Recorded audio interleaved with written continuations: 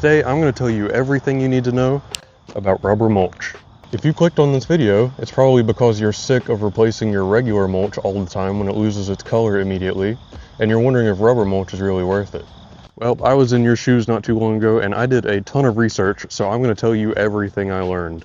I'm going to show you the math to determine whether or not it's actually worth the price. We're going to talk about whether or not the color actually lasts 10 years. We're going to go over the environmental concerns, and we're going to talk about why so many people seem to hate rubber mulch. So first, let's talk about the cost, because this was a huge factor for me.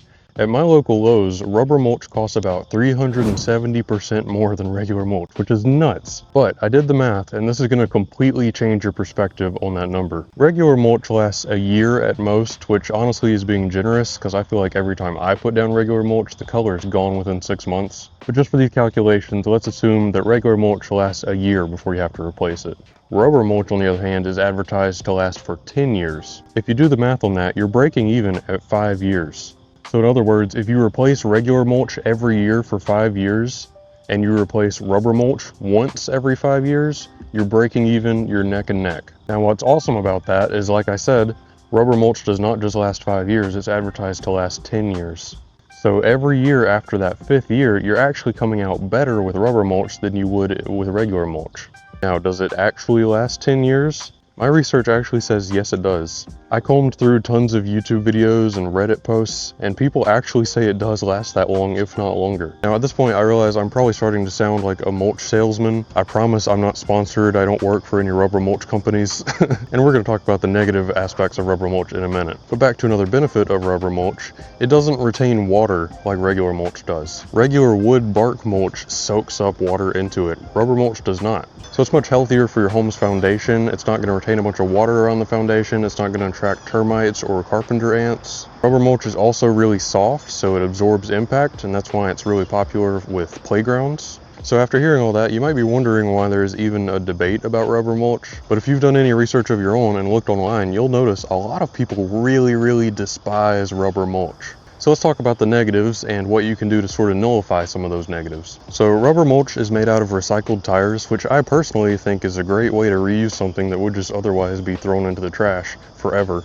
However, there are some negatives to this. All those little bits of rubber are never going to decompose like real mulch. Meaning, whenever you put the stuff down, good luck getting rid of it. It's probably going to outlive you. There are also some mixed studies about the effects of rubber mulch on your soil, and some of the studies do point to small amounts of chemicals draining from the bits of rubber into your soil. Now, I'm no scientist, as you can probably tell just by looking at me, but from my research, it seems like this is really only a concern if you're putting your mulch in like a vegetable garden with like edible plants. Probably don't want to do that.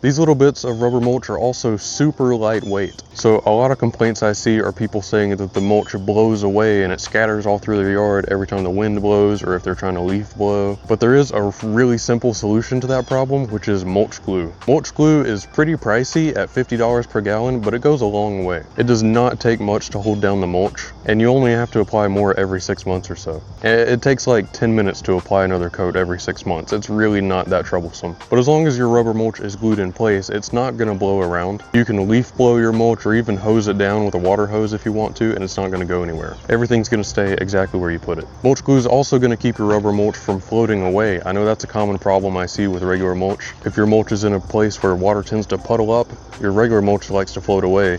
Rubber mulch isn't going to do that as long as it's glued down. Another common complaint with rubber mulch is that it doesn't compress like regular mulch, so it leaves all these little cracks and crevices that weeds can grow out of. You can fix this problem by putting down a weed barrier underneath before you put down the rubber mulch, or you can just spray it with weed killer once in a while. Plus, if you have your rubber mulch in a shady area like I do, I have mine under a big tree, you're really not going to get a lot of weeds anyways. People also complain a lot that you can't really weed eat around rubber mulch because your weed trimmer just kind of bounces off of it. I wouldn't use rubber mulch without some sort of edging around it. You really don't want the stuff just flowing directly into your grass. Another complaint is that when it gets really hot, it kind of smells like a tire shop, and that is true, but it's never bothered me. It's pretty faint. I only occasionally get a whiff of it if I'm standing like directly over it on a really hot sunny day. I've really never noticed it besides the day that I put it down when I was standing all around it and working on it. Maybe if you're using it for like a playground or a sitting area or something like that, I could see where that would get annoying. But as long as it's in an area that you're not going to be like standing directly over every day, it's not going to be a problem. It also retains more heat than regular mulch, so during the summer it can get pretty warm. Again, this could be an issue if you're using it for like a playground and your kids want to go barefoot, their feet might get kind of hot. Lastly, another huge complaint I see is rubber mulch doesn't add any nutrients to the soil. So if you do plan on planting plants, regular mulch is going to help them grow a lot better in the long run than rubber mulch is. Every 6 months to a year, when you're adding another layer of regular mulch and it keeps decomposing and losing its color, all of that nutrients is decomposing right into your soil, which is going to feed your plants. Rubber mulch obviously doesn't do that. So a lot of those are valid complaints, but it kind of just depends on your personal preference and your personal use case. After all of the research I did, I concluded that rubber mulch was a good fit for me. I'm not planting edible plants. I don't really care if it gets hot because I'm not running on it barefoot or nothing. And it's honestly been a game changer for me because I was so sick of replacing regular mulch constantly. I have a lot of flower beds around my house and it was so annoying to see the color drain so quickly from all of them. So I'm super glad I made the switch to rubber mulch, and like I said, within 5 years I'm breaking even. Every year after that, I'm coming out better, cost-wise. So hopefully this will help you make your decision on whether or not you should switch to rubber mulch or stick with regular mulch.